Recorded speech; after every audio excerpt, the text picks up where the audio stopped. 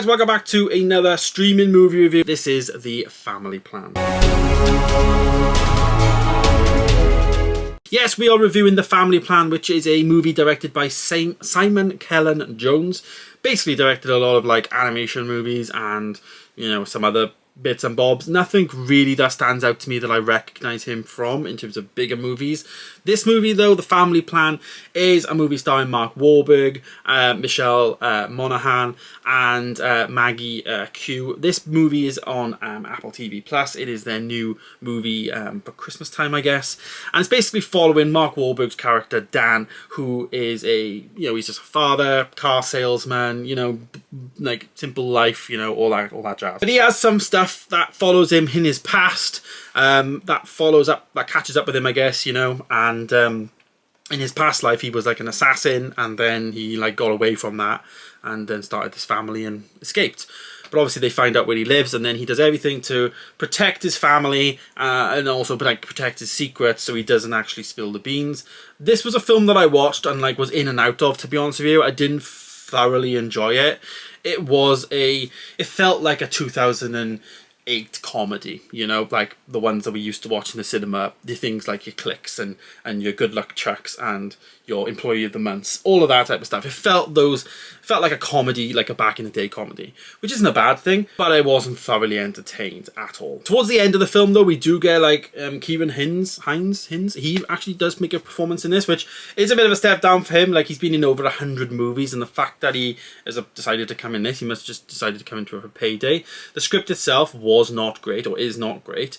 It definitely fell off, in my opinion. It had the potential at the beginning to be something really, really cool, but Mark Wahlberg's acting and comedy they don't land in this film for me. It just falls short. And this film's already been done. We've had a film called Instant Family, like that was basically the same type of thing, I can't remember the guy's name, but he's on The Hangover, and the whole car thing, and the door flies off, and it's a people carrier. We've had this same thing, so it just didn't really land. One of the reviews actually on Letterboxd did say it's like John Wick and Jason Bourne had a baby, and that baby grew up and started a family.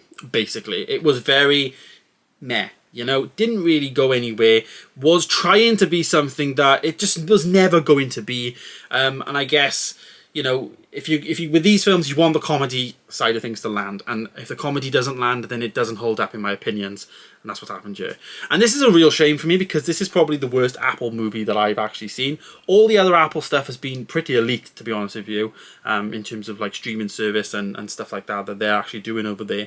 But this one just was not for me. So rating the film, I actually gave it a 1.5 star. Now I think it's actually going to be in my worst movies of the year, which is going to be out very, very soon if you want to see that. But it is down there as one of the worst films of the year for me. Unfortunate, because on paper I really liked the look of it, the whole feel and all the aesthetics of it. I really liked how it was, shaping up to be.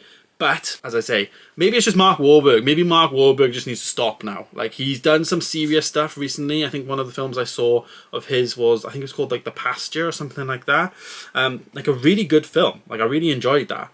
But there's some things that he's doing now that he just needs to stop. Like, maybe just focus on more of the serious stuff, Mark, and just forget about your animated comedy stuff that nobody really is enjoying anymore, in my opinion. But anyways, there is my review of The Family Plan. It's on Apple TV Plus. 1.5 star. As I say, I would miss it. If you are not bothered, then do not bother, because you won't care. I didn't care. It was nothing for me.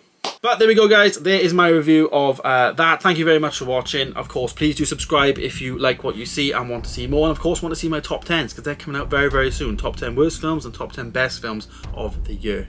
Thanks for watching, guys. Stay tuned for more, and I'll see you in the next one. Goodbye.